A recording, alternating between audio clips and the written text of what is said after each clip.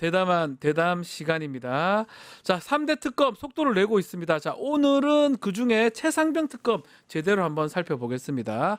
자, 김정희 변호사 함께합니다. 안녕하십니까? 네, 안녕하십니까? 야, 저는 이 특검 세 개 만들어지면서 최상병 특검은 저는 김정희 변호사님이 할 가능성도 있지 않을까.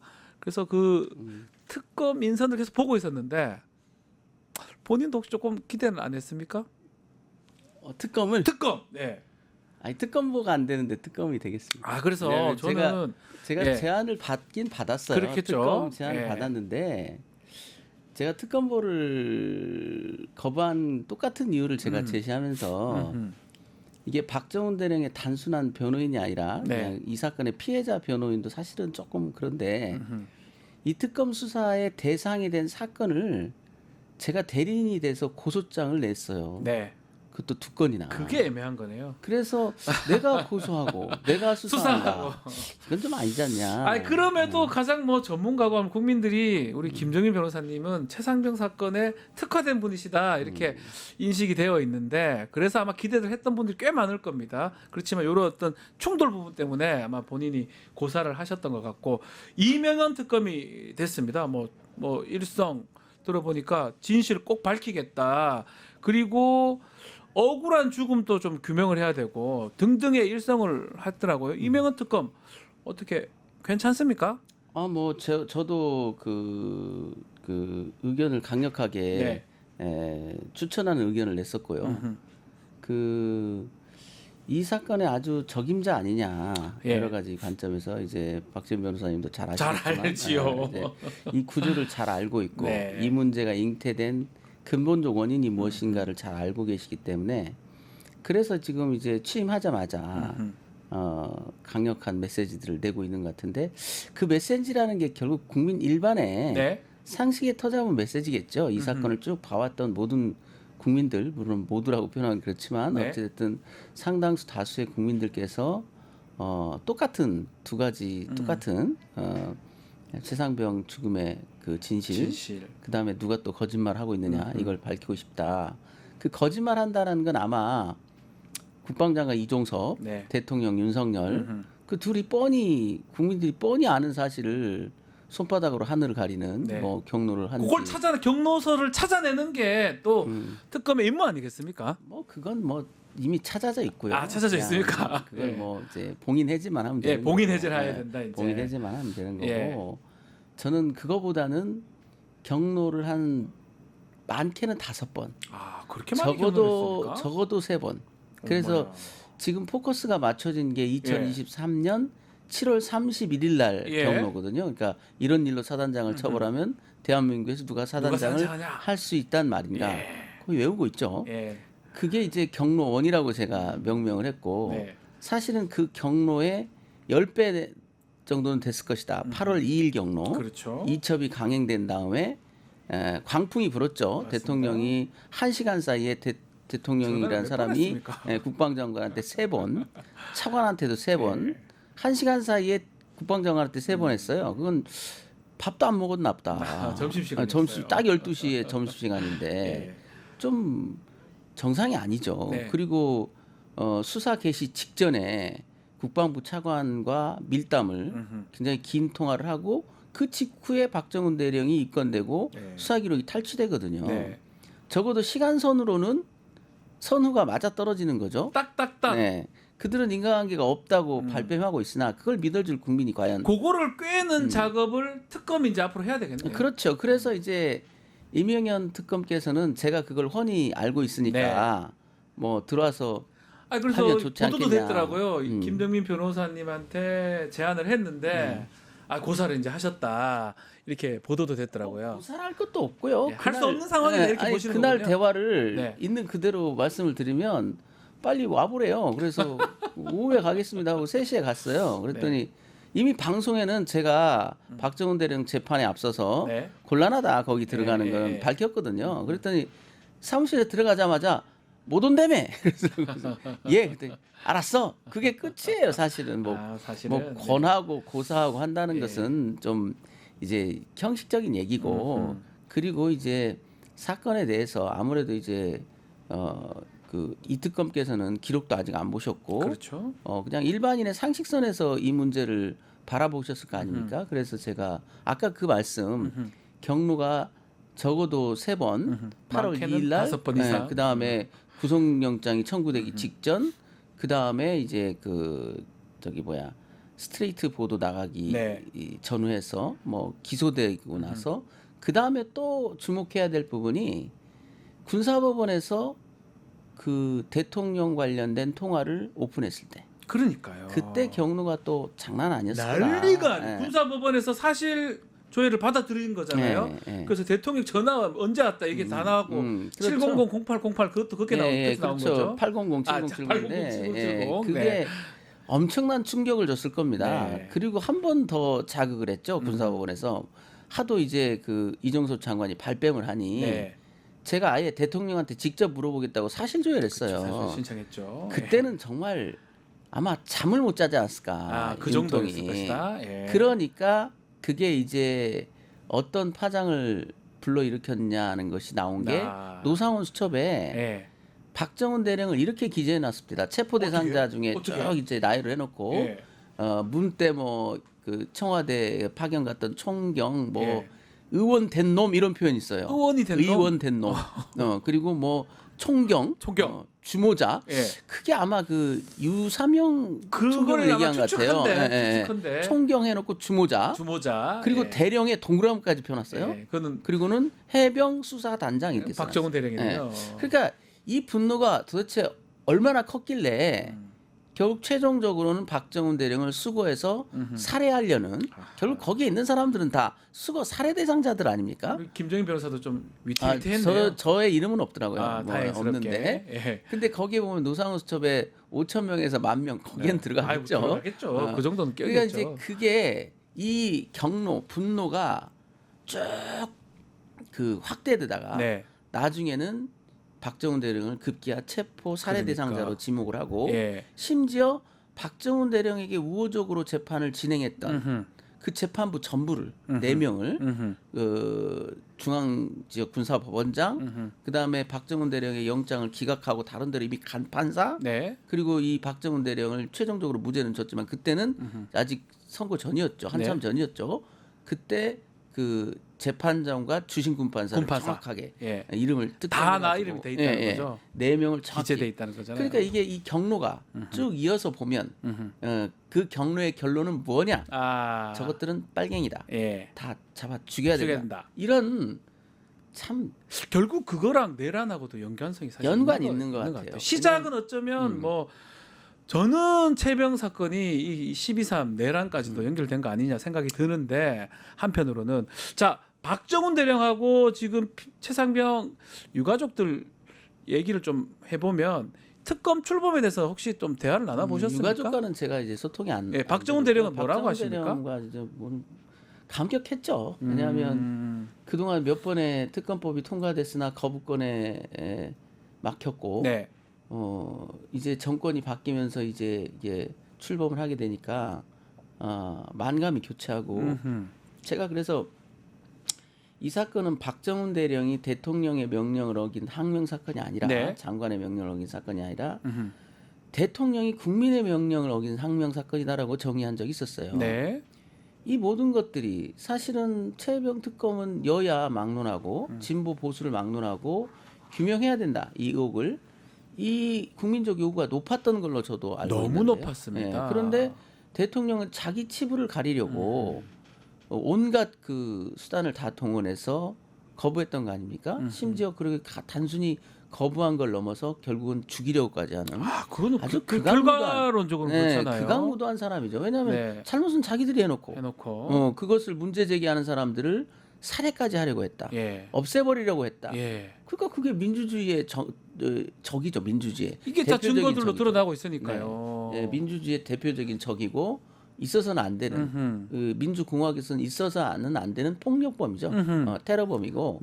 그래서 헌법에 대한 테러범이어서 잡혀서 지금 조사받고 있는 거 아니겠습니까? 아직 잡히진 않고 밖에 돌아다니긴 한데 풀렸어요. 저는 한편 이런 생각 들더라고요. 뭐 어쨌든 그런 어떤 임성근이나 이런 사람들을 뭐 하고 얘기를 했다면 그냥 하고 넘어갈 일을 갖고 그렇게 화를 내고 막 그걸 어떻게 바꿔보려고 막 박정훈 대령 막 구속하려고 했고 그걸 집단 항명 수괴죄는 이상한 범죄 만들고 그거 자체가 사실 이해가 안 되고 그러니까 넘어갈 수도 있는 거잖아요. 어쨌든 그래서 제가 노상원 수첩을 모 경로로 이제 예. 좀 봤는데요. 이 노상원 수첩에 담긴 생각이 네. 한마디로 그 독재자예요, 독재자. 이 사회를 바라보는 아주 역던 시각. 그러니까 우리가 그 대표적으로 전장현이라고 하나요? 네네네. 장애인 예. 장애인 연합회. 아, 그분들이 무슨 뭐 폭도들입니까? 무슨 테러 단체입니까? 아니죠. 자기가 예. 너무 힘드니까 목소리를 내는 거잖아요. 네. 정의 구현 사재단. 네. 천주교. 네. 예. 그분들이 무슨 뭐 그 처자식 있나요? 물려줄 재산 있나요? 예. 아니 신부니까 없죠. 아니, 그러니까 예. 정말 순수한 분들이잖아요. 예. 이분들이 네. 개인의 욕심 때문에 그런 주장을 하는 분들이 아유, 아니잖아요. 절대 아니죠. 예. 그걸 모조리 다 싸그리 없애야 되는. 그분들도 지금 수거 대상에 포함되어 있다 이 그럼요. 말씀이시잖아요. 예, 단체를 예. 그 뭐 민노총 그 민변 아무튼 민자 들어간 거 다. 김정민 아닙니까? 예, 김정민. 그러니까 민자 들어간 건 다. 김정민 변호사 민자 들어가네요. 예. 그런 그 왜곡된 시각. 그 다음에 지자체를 바라다보는 시각이 네. 다 없애버려야 된다. 그러니까요. 군수 이상은 다 임명직으로 해야 된다. 그리고 국회의원들도 2분의 1로 줄이고 제일 제가 코웃음이 났던 게 국가 봉사직으로 하래요. 국회의원을. 예. 그게 옛날에 예. 박통 때 있었던 통추인가요? 무슨 통일주체 그런 게 있었죠. 유정회, 뭐 통일제 예. 국민회의 뭐 이런 뭐 말도 안 되는 관변 단체들 아닙니까? 국회의원이 돈 안 받고 그냥 형식적으로 있게 만들려고 하는. 그러니까 그게 전 근대적인 사고방식이잖아요. 세상 어떤 나라가. 그래서 이 사람들이 나중에 이제 그 노상호 수첩에 보면 네. 중국 선거제도와 러시아 선거제도를 연구해야 된다는 거예요. 그들이 민주주의 국가입니까? 권위주의 독재 국가죠. 지금 그 윤석열의 지지자들이 반중국 네. 뭐 이런 모토를 잡았는데 음흠. 그 노상원 수첩에 보면 윤석열이 중국을 벤치마킹 하려고 했다는 거예요. 그 인민대회 이런 거 있지 않습니까? 그러니까요. 형식만 민주주의지 그냥 거수기 노릇만 하는 그런 의회를 꿈꿨던 거예요. 그렇죠. 그러니까 이만큼 이분의 사고방식은 오래전부터 왜곡되기 시작했고 왜곡됐고 그 시점은 저는 뭐 또 있겠지만 어쩌면 이 최혜병 때부터 그런 어떤 폭압적인 독재적 생각을 좀 가졌던 게 아닌가 생각을 이게 해봅니다. 그분의 예. 삶이었던가요. 말하자면 누군가와 항상 투쟁을 하고 네. 항상 승리해왔고 음흠. 자기가 옳다는 것을 계속 확신이 늘어나는 그리고 이제 조은석 특검께서도 지금 뭐 어디 매체에 그런 말씀하셨는데 내란 특검요. 예. 그 서울중앙지검의 공소장을 보면 윤통이 뭐 그 야당의 뭐 그 줄타기나 이걸로 스트레스를 받았다.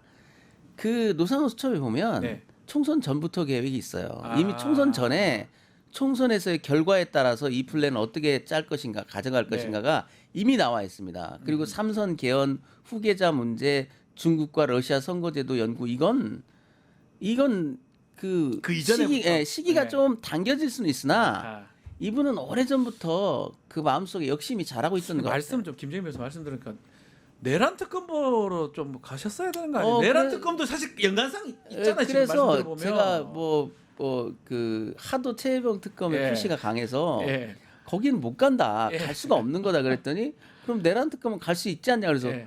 아니, 갈 수는 있겠죠. 그러고 말았는데 아 가시죠 왜? 예, 근데 지금 보니까 진용을 갖추는 걸 보니까 아유 제가 거기에 뭐 들어갈 이유가 하나도 없어요. 아, 워낙 잘 갖춰져 가지고. 그 특검보 얘기 좀 하면 이 이명현 특검보 지금 8명 추천을 했더라고요. 네. 4명은 이제 임명을 할 것 같은데 어떻게 특검보 후보자들 그 몇 명은 좀 괜찮습니까? 저는 몰라요. 아 정확하게 모르는 유관섭 분들. 변호사님만 이제 네. 전해 들었어요. 왜냐하면 네. 제가 특검보 얘기가 나온 순간부터 네. 이명현 특검의 전화를 지금 아, 멀리 이제는 했습니다. 알아보시는 거군요. 멀리 했고 예, 예. 마지막 통화가 이제 왔길래 그 이제 최종적으로 못 온다면서 그래서 예 그랬더니 아 죽겠네 그러더라고요. 사실 우리 시청자분들한테 말씀드리면 우리 김정인 변호사하고 저하고는 군법무관 동기이기도 하고요. 류관석, 이명현 다 저희 같이 일을 했던 법무관 시절 때 이제 선배님들이기도 한데 사실 이 최혜병 특검은 다른 특검하고 달리 군사법원, 군검찰하고 연관성이 되게 중요하잖아요.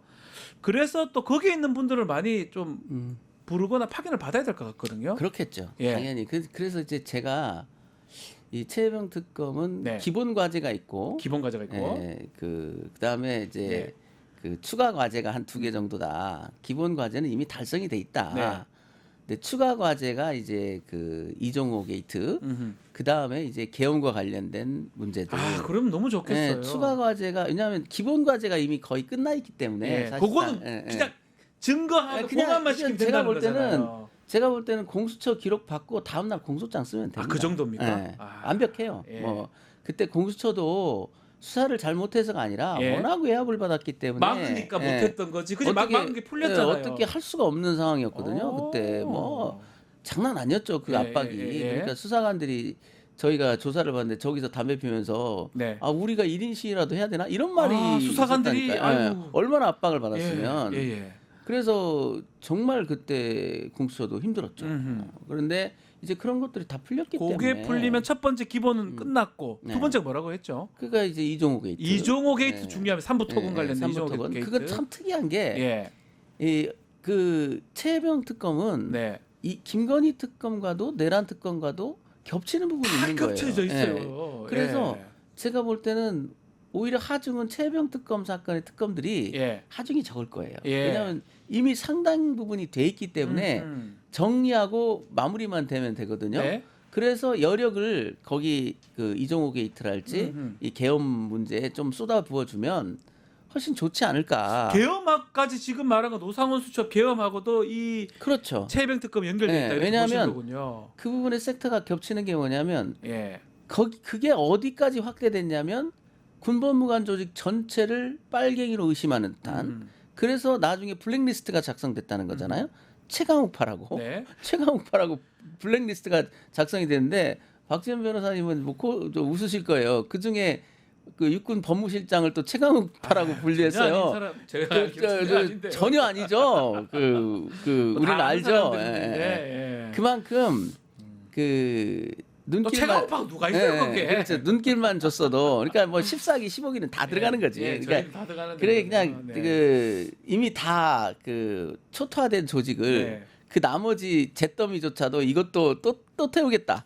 이런 극단적인 살상 의사를 가졌던 건데 그게 다 연결이 돼서 군법무관 조직 전체를 그 빨갱이로 단정하고 속아내는 조금이라도 자기들에게 그 반기를 들었고 들 것 같은 조직들은 전부 다 최강 리스트로 묶어서 단죄하려고 했던 이런 행동들이 계엄 안에서 다 병행됐던 거거든요. 네. 그래서 그것도 특검이 밝히면 굉장히 망회의 성과가 아니겠느냐.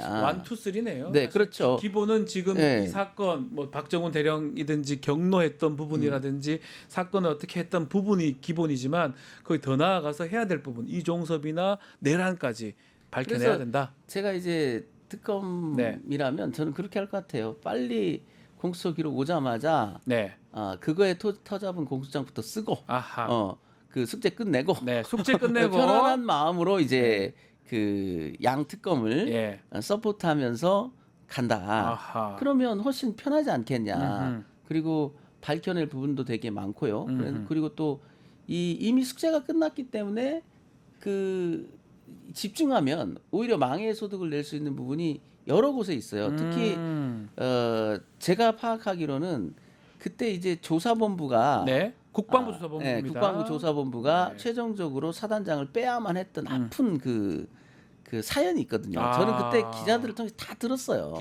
그 박경훈 그때 당시에 조사본부 직무대행이 굉장한 압박을 받았거든요. 뭐 그 한마디로 헌병 조직을 다 날려버리겠다 이런 협박. 그래? 그럼 이게 조사본부 생각은 그랬거든요. 처음 안 받으려고 그랬고. 해병대 수사단에서 했는데 이걸 우리가 받아서 잘했다고 하겠습니까? 못했다고 하겠습니까? 그러니까요. 안 받는 게 최고죠, 사실은. 저희는 못 받습니다. 차라리 검찰단으로 가져가세요라고 버티다가 최종적으로 차관이 장관 명령이면 받을 거야? 이런 말까지 했다는 거거든요. 그렇죠. 이건 문자로 하니까 그냥 그런가 보다 하는데 실제 이 말이 나올 때까지 얼마나 압박이 있었으면 하도 말을 안 듣니까 이제 차관이 명령해 이렇게 나온 거죠. 그래서 받았고 그리고 받아서 초기 검토에서는 해병대 수사단에 수사 결과를 본질적으로 건드리지 않는다라고 했고요. 네. 그러니까 이제 난리가 또 났던 거죠. 사단장, 여단장을 다 넘긴다고? 그럼 우리가 이 난리짓을 왜 했어? 이렇게 된 거죠. 그러니까요. 그래서 그래? 그러면 그렇게 한번 해보시던가. 조직은 그러면 뭐 끝나는 거지 뭐. 예. 이러니까 그 조사본부장 직무대행이 더는 못 버텼던 거예요. 그 과정이 굉장히 리얼하게 그때 기자들을 통해서 저한테 전달된 것들이 있어요. 이런 것도 특검이 좀 그렇겠죠. 해야 되겠죠. 그걸 이제 그것도 예. 공수처 기록에 다 상당 있어요? 부분 반영돼 있다는 거예요. 아, 그럼 공수처 기록 받아서 지금 보니까 조은석 특검은 벌써 김영현이 네. 추가 기소했더라고요. 네. 속죄를 하나씩 하는 거잖아요. 그렇죠. 그게 할 수 있는 건 해라 이 말이잖아요. 그 조 특검이 되게 신박한 아이디어였는데요. 그 계엄 사건에서 가장 안타까운 장면이 뭐였냐면은 이 모든 플랜은 김용현의 노트북에 다 담겨 있었던 거예요. 노트북에 그걸로 다 작업을 맞습니다. 제 추정으로는 보안 유지를 위해서 노상원이 김용현의 노트북을 사용한 거 아니냐. 아마도 자기가 추측입니다. 이제 추정. 노트로 예. 이렇게 정리했던 계획들을 그때 주기적으로 그 김용현을 만나서 그 노트북에 네. 이렇게 했고, 그래서 그 노트북을 통해서 최종적으로 국무위원들한테 각관 임무 줄 때 너는 이거 해, 너는 이거 예. 그것도 거기 노트북에 다 담겨 있었거든요. 아마도 예. 그런 걸 다 부셨다고요. 예. 다 부셨어요. 다 부시고 되게 의아한 건 뭐냐면 제가 이제 탄핵 사건 때 그 네. 수사 기록을 보면서 그 김용현 국방장관이 검찰에 자진 출두합니다. 네. 그게 12월 6일인가 맞습니다. 새벽에. 예. 근데 그 조서에는 이 양 모 씨가 음흠. 그 운전수 격인 음흠. 그 따라다니던 그 사람이 오후에 다 그 노트북을 뭐 망치로 부셨대요. 예. 망치로 부시다가 너무 부셔가지고 자기가 손이 다쳤대. 아, 그 정도입니까? 예. 얼마나 잘게 부시려고 힘을 줬으면. 예. 그랬는데 이사리만큼 김용현 쪽에서는 밤에 했다라고 자꾸 주장을 하더라고요. 밤에 했다. 밤에. 예. 그 양모 진술에 보면 오후에 했다고 하는데 낮에 했는데. 네, 그게 뭔 차이도 아닌데 예. 밤에 했다고 빠득빠득 우기다시피 해요. 아하.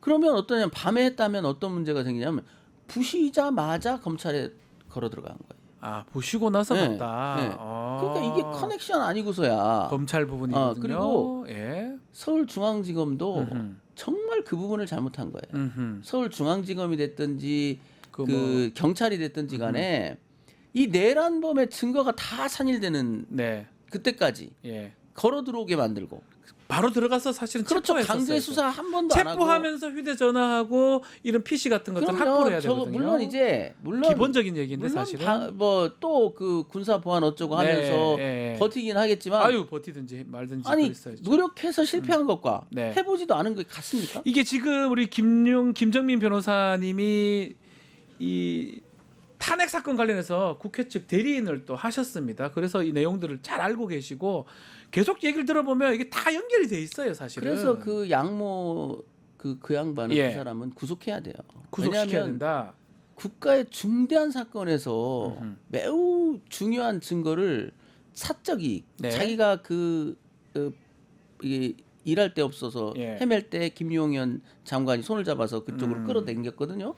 그 사적 이익 때문에 자기를 보살펴줬다라는 말하자면 주인이랍시고 네. 그 주인의 어마무시한 반국가 행위를 은폐하는데 자기가 동조를 했다는 거 아니에요. 부실 때 왜 노트북 그 멀쩡한 노트북을 부신다는 거 몰랐겠습니까? 그 사람도? 알죠. 자기가 알죠, 모를 리가 당연히. 있겠습니까? 지금 한간에 들리는 말로는 그 사람이 계속 노상원을 실어다가 그 뭐 보안 손님이라 해가지고 왔다 갔다 프리패스 김용현 만나게 하고. 만나게 하고 이야. 그런 일을 계속 해왔던 사람이기 때문에 이 사람은 단순한 졸개가 아니에요. 변호사님 참 너무 안타까운 게 만약에 그 PC를 빨리 확보했다면 지금 내란 특검에 사실 가장 중요한 거는 군인들 말고 기획했던 사람들, 그렇죠. 예컨대 머리에 해당하는 내각에 있던 사람이나 비서실에 있던 사람들 그게 다 드러날 거 아닙니까? 어떤 그리고 역할을 했는지. 그 계획이 무엇인지가 거기 다 소상히 드러날 거 담겼을 아닙니까? 거예요. 그래서 이 노상원 수첩도 보면은 체포 계획, 네. 수거 계획, 살해 계획이 굉장히 많거든요. 그러니까요. 근데 그것도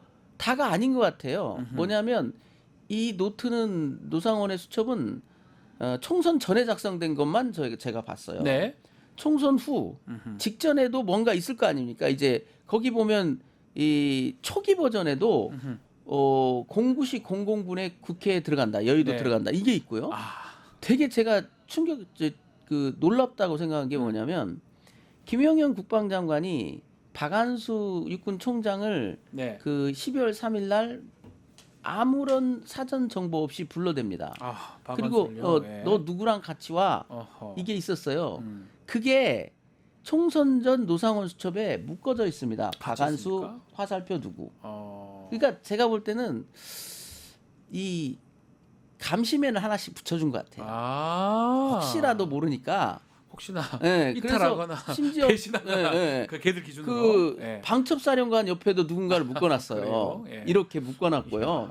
그래서 이 계획은 야 이걸 정말 그 엄청난 계획이었다. 철저하고 엄청난 계획인데 네. 실패했을 뿐인 거잖아요. 그렇죠. 그 실패의 가장 핵심적인 것은 네.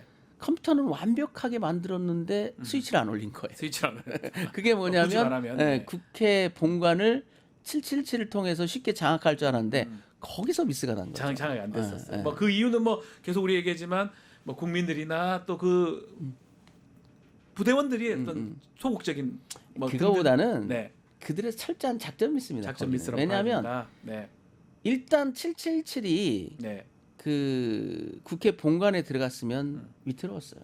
아무리 밖에서 뭐라 해도 국회 본관의 본회의가 열릴 수 없는 상황이 되면 그러면 해제를 못 개헌 합니다. 해제를 못 시키면 이번에 쭉 예, 연결되는 거니까요. 윤희 예. 국회 그 법정에서 매우 중요한 얘기를 했는데요. 네. 검토를 해보니 약간의 하자는 있었으나 받아들이겠대요. 네. 약간의 하자라는 게 뭘까요? 그걸 왜 안 물어봤는지 모르겠는데 약간의 하자라는 게 소집 절차가 제대로 안 됐고 뭐 이런 걸 하자라고 자기는 그 흠 잡으려고 했던 거예요. 그러니까요. 하물며 국회 본회의장에서 열린 게 아니라면 받아들였겠습니까? 777이 국회 본회의장만 장악했으면 장악했으면. 이 계엄은 적어도 일주일 이상은 무리 없이 진행되는 거예요. 갔으면 사실 어떻게 될지 그럼요. 몰라요. 그러면 이제 아우, 중요 정치인들 다 체포됐을 거고. 상상하기 싫은데요. 그러니까 이 계획이 아무것도 안 일어났다라고 얘기했지만 네. 그건 실패했기 때문에 그런 거죠. 거죠. 그리고 맞습니다. 실패한 결정적인 이유가 총을 쐈는데 실탄을 안 넣었달지 그거 뭐 등등의, 이런 완벽한 계획에서 너무 어처구니 없는 실수가 예. 있었던 거지. 이건 굉장히 국가로서는 국민들로서는 정말 다행이었던 다행스러운. 일이지만 네. 그들에게는 천추의 한이 됐겠죠. 다시 이제 이명원 특검으로 좀 돌아가서 박정훈 대령 사건 지금 이 항소심 우리 네. 김빈 변호사님도 같이 이제 하고 있는데 항소심에서 뭔가 추가를 했습니다. 공상 변경을 하면서. 그러니까요. 어떻게 봐야 됩니까, 이 이거는? 국방부 검찰단이란 자들은 예. 범죄 집단이라니까요. 이거는 정말 정신 좀 안 차립니까? 예. 특검법이 통과되면서 잠재적 범죄 집단으로 정의돼 있잖아요. 지금. 네. 이 그 특검법의 취지를 보면 국방부 검찰단은 이미 범죄 집단으로 정의된 거예요. 그렇게 봐도 네. 사실 입법에 무방한데요. 의해서 예. 이제 그래서 수사를 하는 거 아닙니까? 그럼 조사 받으려고 저럽니까? 그런데 추가 기소를 해요. 음흠. 그 추가 기소 내용도 어처구니 없는 기소예요. 뭐냐면 해병대 사령관의 명령을 어겼을 뿐만 아니라 동시에 국방장관의 명령도 어겼다는 거예요. 우리 군령의 체계를 어느 정도 아는 사람들이라면 그게 얼마나 이런 거를 턱도 없는 얘기할 수 얘기라는 없는 걸. 얘기예요. 아니 일반 명령입니까? 예. 그 이첩을 보류하라는 게 전 군인을 상대로 한 일반 명령이에요. 예. 그리고 분명히 국방장관이나 김기한 사령관은 그 김기한 사령관 같은 경우는 수사 과정에서 4번의 조사를 받았고 네. 재판에도 한 번 불려 나와서 증인을 했고요. 국회에서 어마무시한 증언했습니다. 그 증언 어디에 국방부 장관이 야 그 박정훈한테도 전해 지시가 특정 그런 지시가 말을 한 적이 없었다는 없어요. 거잖아요. 그리고 예. 그 이첩 보류 지시 자체도 굉장히 모호하게 불분명하게 해가지고 8월 1일까지도 김기한 사령관조차도 뭐 이첩이 제때 안 된다고요? 명확히 예. 그래가지고 이첩 그 당혹스럽습니다. 이런 네. 문자를 보내는데 하물며 7월 31일 날 김기환과 박정훈 들어라. 이첩을 보류하라. 이렇게 지시했다고요? 그러니까 그 재판장이 그렇게 정리를 하더라고요. 변경된 공소장에도 분명치는 않지만 그런 뜻이죠. 그러니까 예 그런 거 판사가 물어봤다는 거잖아요. 그런 것 같습니다. 그러더니만 아유, 참. 그러면 그걸 명확히 하실래요? 그랬더니 그거는 김기환 사령관 등 증인신문 한 다음에 다시 추가하게 더 그게 정정하겠다는 거. 뭡니까? 이건 뭐 하자는 건지 뭐 하는 거예요? 도대체가 상식적으로도 말이 안 되고 저는 그래서 특검법이 통과되는 순간 네. 공포되는 순간 네. 박정훈 대령의 유죄를 주장하는 것과 예.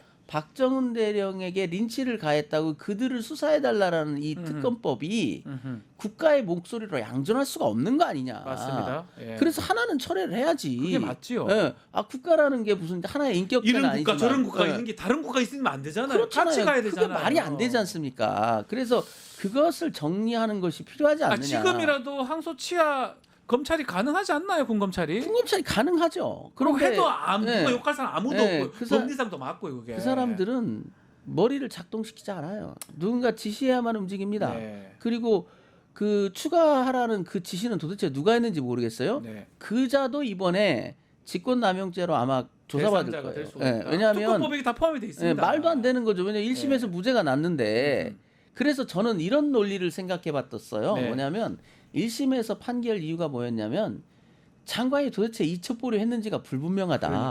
그러니까요. 해병대 사령관이. 그러면 어떤 논리가 서냐면 야 이게 해병대 사령관과 수사단장이 공범한 거 아니냐 항명을. 네. 그 논리는 성립될 수 있다. 왜냐하면 수명자가 김기환이라고 하면 김기환이 항명하면서는 공범이 될 수 있거든요.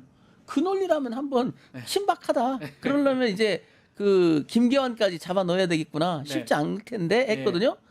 그 아이디어가 있었을 거예요 분명히. 그러다가 일단 공소장 변경부터 던져놨는데 그렇게 하려니 이제 김기환을 잡아 넣어야 되니 일이 더 꼬이지 않습니까? 더 힘들어집니다. 그러니 그 칼은 뺐는데 뭐 파리 새끼라도 하나 잡아야 되겠고. 네. 그러니 국리 끝에 뭐 동시에 해병대 사령관의 명령을 어긴과 동시에 국방부 장관의 명령도 어겼다. 그랬던 것 같아요. 그런 이걸 공소유지라고 하고 있는 그자들의 머릿속은 도대체 어떻게 된 건지. 그자들이 어떤 자들이냐면 나중에 이 계엄 성공했으면 이재명 대통령 뭐 이런 정치인들 다 잡아들여가지고 기소할 사람이잖아요. 박정훈 대령처럼. 기소하고 최종 의견에 저 죽일 놈들 뭐 나라를 엎어먹을 놈들이랍니다. 죽여주세요. 이랬을 사람들이라고요. 특검이 사실 이런 것까지 정말 좀 최병 특검이 좀 작아서 어쩌면 내란 김건희 특검보다 작아 보이는데 좀 가만 돌이켜 보면 핵심 특검일 수도 있어요. 또 나중에 다 연결돼 있다고. 김건희나 등등을 통해서. 이게 이제 김건희 특검은 정말 모호한 상태고요.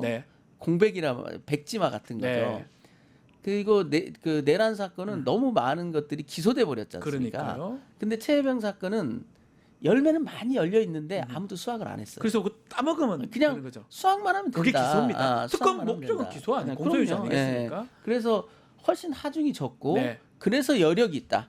여력이 있어서 좀 더 망해 소득 쪽으로 더 뭐 특화할 수 삼부토건 얘기라든지 그렇죠. 이종호라든지 뭐 등등까지 좀 연결을 좀 해달라 이 말씀을. 뭐 이종호 게이트는 그 삼부토건과 연결된 것은 김건희 특검의 본령의 문제 같아요. 본령이다. 근데 이 내란 특검과는 겹쳐서 충분히 공조가 가능하고 여기서도 성과를 낼 수 있지 않을까 그런 생각이 들어서 뭐 최혜병 특검은 참 저도 개인적으로는 저기 하도 이제 요구가 강했기 때문에 저도 잠깐 이제 뭐 꼭 안 되는 건가 이런 생각도 했었어요. 특검부가. 근데 뭐 국민적 열망이 있다면 뭐 그 정도 공정성 시비는 뛰어넘을 수도 있지 않을까라는 생각을 하셨군요. 생각을 일부 하는 분들이 있었어요. 그런데 이제 저는 이상하지 않냐. 제가 이제 역 인사 로비를 했는데 하도 그 얘기가 나오길래 막아달라라고 뭐 라인을 통해서 이제 얘기를 했거든요. 그러면서 그 부탁한 분한테 그랬어요.